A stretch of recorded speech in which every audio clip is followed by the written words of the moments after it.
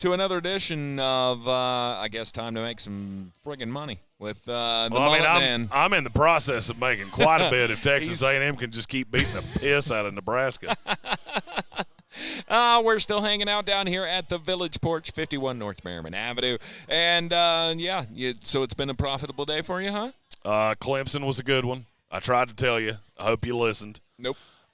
You didn't. I know you didn't. But you don't listen well. Nope. Listening is not real high on your list of shit to do, so there's that. No, not a believer. Not a believer in Clemson. Still not. Well, you should have been because they beat the piss out of New Mexico.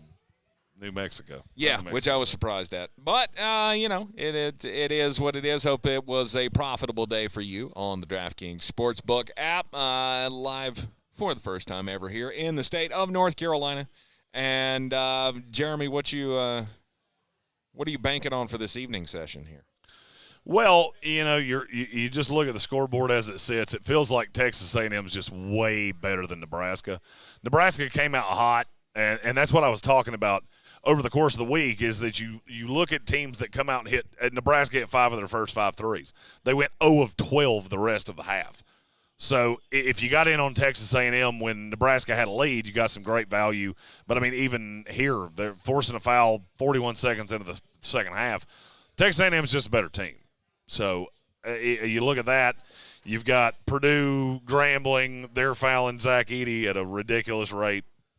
Edey, right now, we are 9 minutes and 47 seconds into the game. Zach Edey's already got 14 points and 8 rebounds.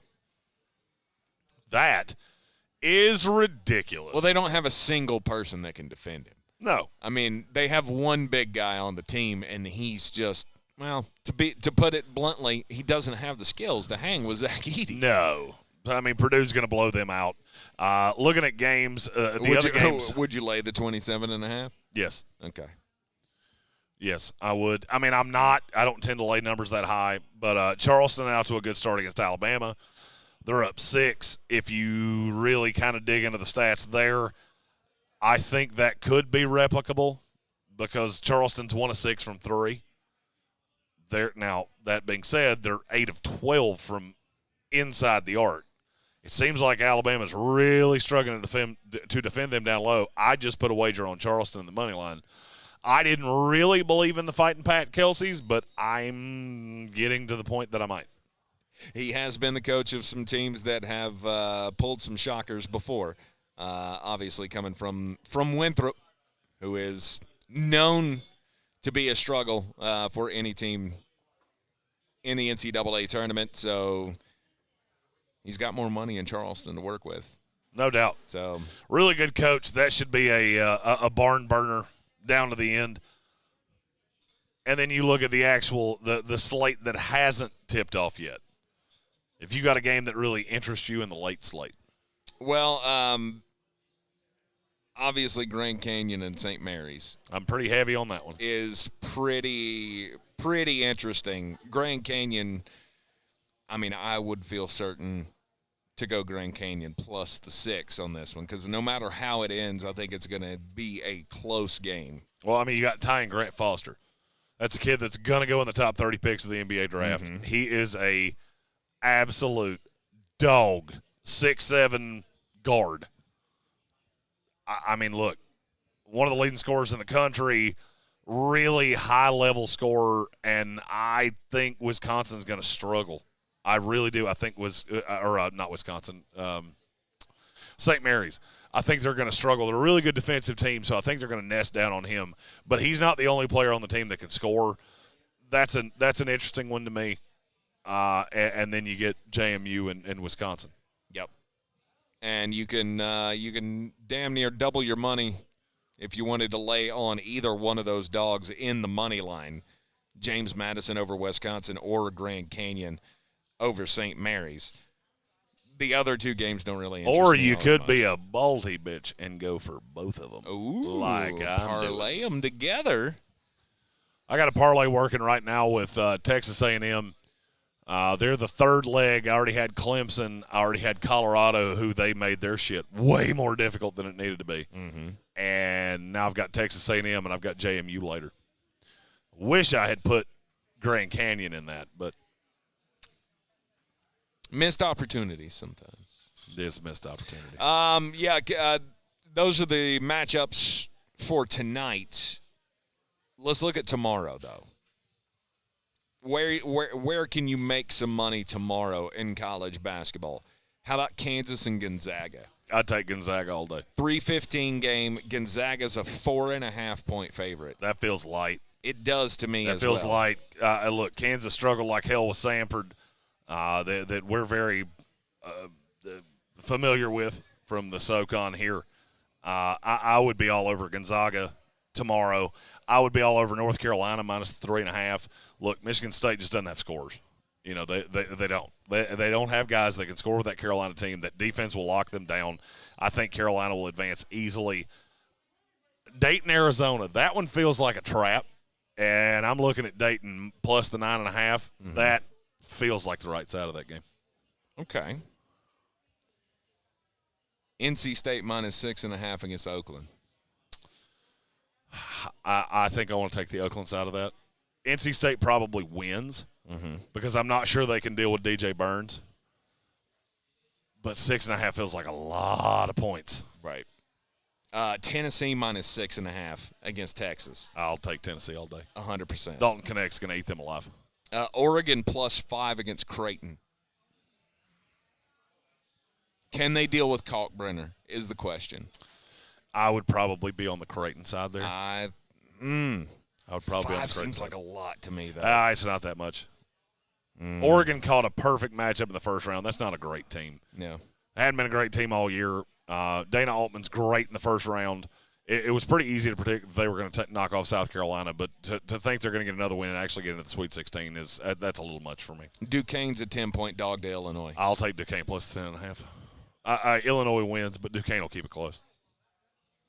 Look, they got a coach that's retiring as soon as we put a bow on this, he's out. Right.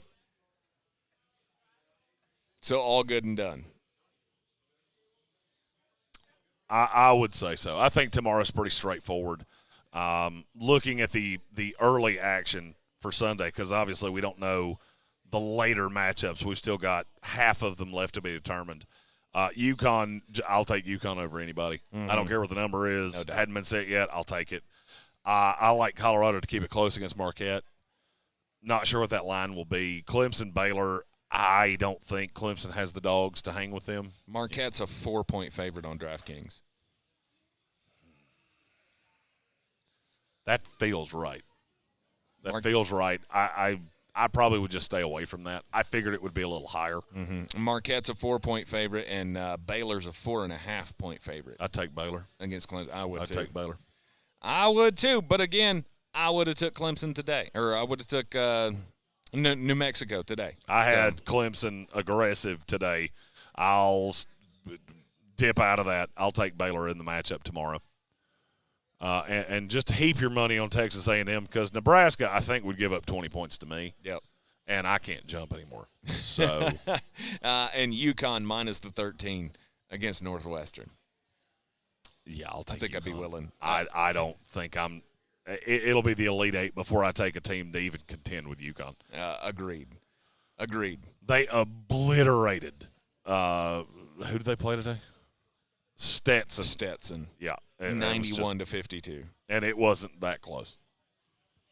No, and that it makes won't it be sound close like for it was a while. closer than it was. It won't be a close for a while because after Northwestern, they get San Diego State or Yale, which I don't think is going to be a contest. And then they get the following of the 4 teams here: Duquesne, Illinois, Washington State, Iowa State. Iowa State can give them a run for their money. I don't know. I don't even know if Iowa State's going to make it that far.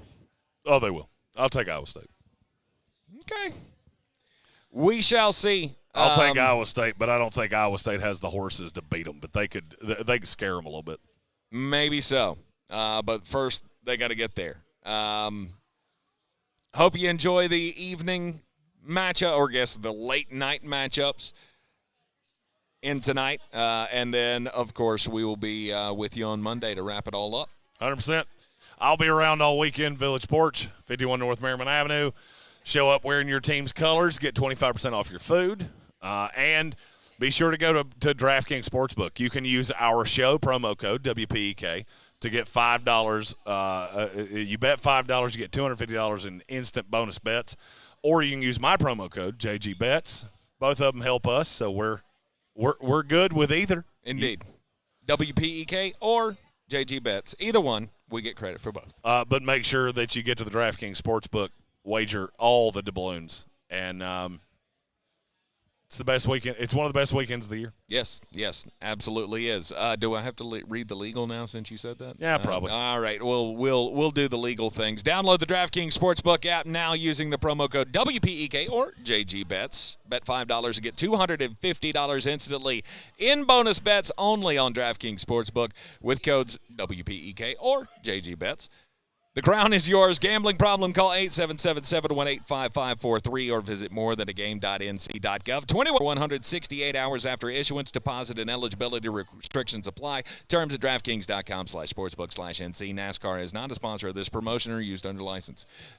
We didn't talk about NASCAR. We didn't. Okay. By the way, DraftKings is an official sports betting partner of NASCAR. There. Boom. You happy? You did it backwards. But. That's fine.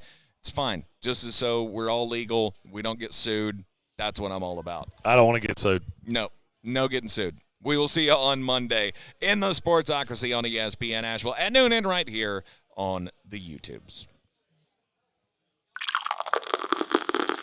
A Festivus for the rest of us.